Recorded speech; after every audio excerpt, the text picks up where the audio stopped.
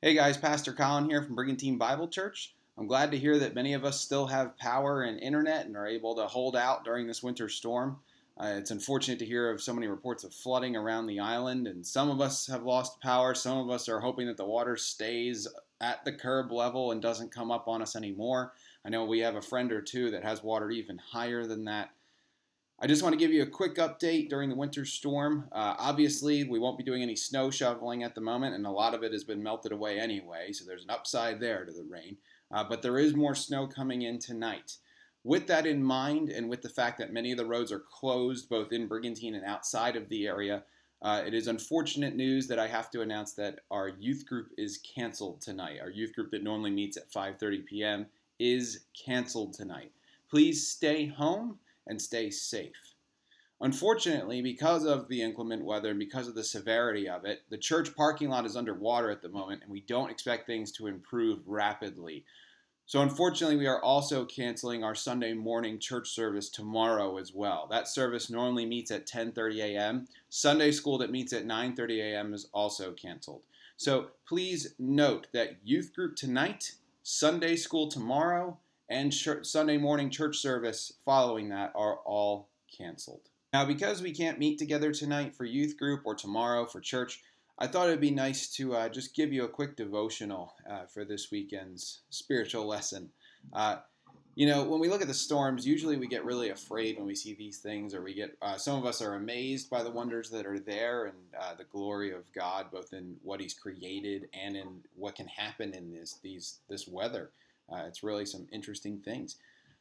And it's interesting that when you look at the New Testament, and especially at the life of the disciples when they're traveling with Jesus, they have a lot of fear as they're witnessing all these powerful works of God. And one of those encounters is in a boat during a storm. The disciples are going across a lake with Christ, and a violent storm kicks up, and water's coming alongside the boat, and the disciples are freaking out, and they're telling Jesus that they're going to perish.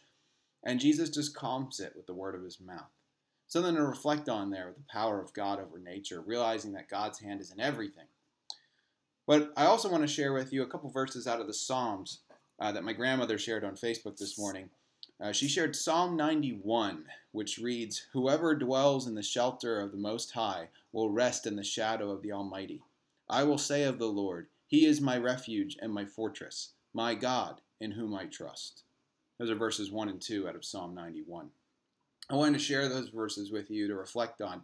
I realize that when the water's rising and some of our properties are being damaged, I know the building that I rent from, we just lost siding off our back wall this morning.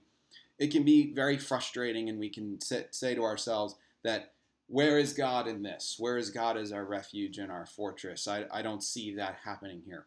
Realize, though, that in a lot of ways, first of all, it could be a lot worse. We're all still here. We're watching this video, right? So praise God for that. But more importantly, realize that God's got a hand in all of this.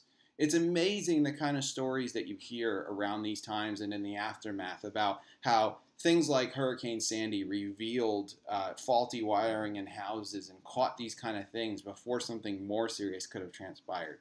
Or perhaps the Lord is moving you to another thing in your life, and this is that push to get you to do where He wants you to be.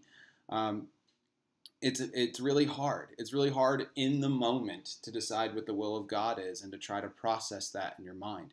I encourage you at this time, as we're sitting and waiting, that we reflect on the glory of God, reflect on the sovereignty and power of God, and realize that He's got a plan above all of this. And sometimes that plan is so big we can't see it where we're sitting right now. We have to wait for time to unfold. May God continue to keep you and your property safe. May God continue to bless this island, and maybe we continue to fellowship together next week.